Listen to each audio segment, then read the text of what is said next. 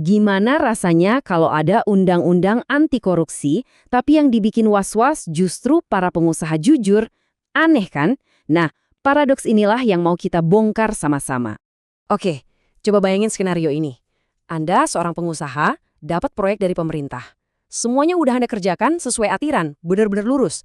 Tapi, gara-gara satu frasa aja di undang-undang, Anda bisa tiba-tiba terseret masalah hukum yang rumit banget. Padahal, Anda nggak salah apa-apa. Nah, ini nih inti masalahnya. Dan semua kerumitan ini, percaya atau enggak, cuma berpusat pada satu frasa. Ya, satu frasa dalam hukum yang ternyata bisa bikin pusing dua orang dari latar belakang yang beda banget. Oke, kenalan dulu sama dua tokoh utama kita. Pertama, ada Bernita. Dia ini mahasiswi yang bantu-bantu ibunya jalanin bisnis catering yang sering jadi vendor buat acara pemerintah. Terus, yang kedua, ada Fendi. Dia ini mahasiswa hukum yang cita-citanya jadi hakim. Jadi, dia ini orang yang nanti bakal ngetok palu di pengadilan pakai undang-undang yang sama.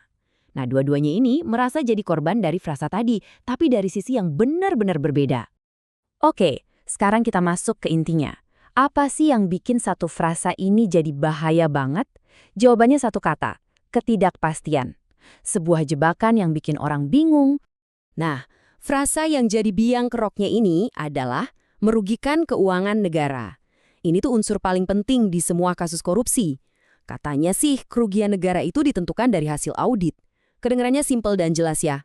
Eits, tunggu dulu. Justru disinilah masalahnya mulai muncul. Problemnya tuh di sini. Kata para pemohon, penjelasannya itu abu-abu banget. Lembaga audit itu lembaga yang mana? Standar yang dipakai apa? Terus auditnya harus kapan dilakuin? Nggak ada yang jelas. Nah, ketidakjelasan inilah yang mereka sebut sebagai jebakan hukum. Biar makin kebayang, coba deh kita lihat tabel ini. Argumen mereka jadi kelihatan jelas banget di sini. Lihat ya, di satu sisi ada pejabat publik. Mereka punya kuasa atas anggaran. Punya akses penuh ke keuangan negara. Jelas resiko kriminalisasinya tinggi. Emang harus begitu. Nah, bandingin sama vendor swasta kayak Bernita. Hubungannya kan cuma kontrak bisnis biasa. Dia nggak punya wewenang apa-apa soal uang negara. Tapi kata pemohon, hukum ini malah pukul rata, seolah-olah resiko mereka sama. Ini kan nggak adil. Coba deh kita posisikan diri kita jadi Bernita. Belum juga jadi tersangka loh ya, baru dipanggil jadi saksi aja, itu reputasi bisnis yang ibunya bangun bertahun-tahun bisa langsung anjlok. Klien pasti mikir-mikir, proyek baru bisa-bisa stop semua. Ini kan sama aja kayak dihukum duluan, jauh sebelum pengadilan bilang kita salah atau benar. Oke, jadi terus apa dong yang mereka minta ke Mahkamah Konstitusi? Nah, mereka ini nggak cuma ngeluh ya, mereka datang bawa solusi yang konkret dan jelas banget. Permintaan mereka atau bahasa hukumnya petitum, itu intinya ada 3 langkah simpel. 1, bilang kalau frasa merugikan keuangan negara itu nggak sesuai UUD. 2, kecuali kalau mahkamah mau kasih tafsiran baru. Nah, ini yang paling penting. Langkah ketiga, tafsiran barunya itu harus bilang kalau kerugian negara itu dibuktiinnya di pengadilan. Oleh hakim yang menilai secara independen bukan cuma modal laporan audit dari luar. Intinya apa? Kembalikan kedaulatan hakim, jangan serahin ke auditor. Setelah semua argumen dipaparkan, sidang selesai, akhirnya tiba waktunya MK ngetok palu. Dan keputusannya, siap-siap ya, mungkin agak kaget. Permohonan mereka ditolak semuanya. Pasti kita semua langsung mikir, loh kok bisa? Kenapa ditolak? Padahal argumen mereka tadi kedengarannya masuk akal banget kan? Oke, sekarang ayo kita coba bedah alur berpikir mahkamah.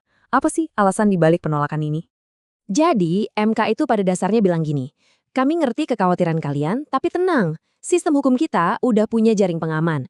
Ada beberapa poin penting. 1, kerugian negara itu harus actual loss, kerugian beneran yang bisa dihitung angkanya, bukan kira-kira.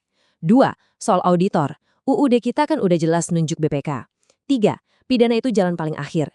Dan yang paling krusial, 4, harus ada yang namanya mens rea, alias niat jahat. Jadi, laporan audit doang nggak bisa langsung bikin orang masuk penjara. Nah, soal pidana sebagai jalan terakhir tadi, itu ada istilah kerennya, ultimum remedium. Maksudnya simple aja, kalau cuma ada kesalahan administrasi, misalnya salah bayar atau proyeknya telat dikit, ya selesaiin dulu secara administrasi, suruh balikin duitnya atau kena denda misalnya. Nggak usah langsung dibawa ke pengadilan pidana. Pidana itu buat kasus yang bener-bener parah aja. Anggap aja ini benteng pertahanan pertama. Dan ini dia benteng pertahanan terakhir yang paling kuat, mens rea atau niat jahat. Gini, laporan dari BPK yang bilang ada kerugian negara itu cuma salah satu alat bukti. Tugas utama hakim di pengadilan itu justru ngebuktiin apakah orang ini beneran punya niat jahat buat korupsi. Kalau niat jahatnya nggak terbukti, ya nggak bisa dipidana. Udah, titik. Sesimpel itu. Jadi, kalau kita simpulkan kenapa MK menolak, karena menurut mereka undang-undang ini nggak melanggar kepastian hukum. Sebab pada akhirnya yang jadi panglima itu hakim, bukan auditor. Hakimlah yang punya kuasa penuh buat nimbang semua bukti, nentuin salah tidaknya seseorang, dan yang paling penting, membuktikan ada atau tidaknya niat jahat di pengadilan. Tapi ceritanya belum selesai. Ada yang menarik di sini. Meskipun permohonannya ditolak, MK justru nyolek DPR, ngasih saran supaya pasal ini direvisi biar lebih jelas lagi. Nah, ini kan jadi dilema. Kalau hukumnya dianggap udah oke secara konstitusi, tapi di lapangan bisa bikin orang jujur ketakutan, terus gimana? Di mana titik tengah antara semangat berantas korupsi sama perlindungan buat orang-orang yang niatnya baik? Nah, pertanyaan itu yang mungkin jawabannya belum kita temukan sampai sekarang.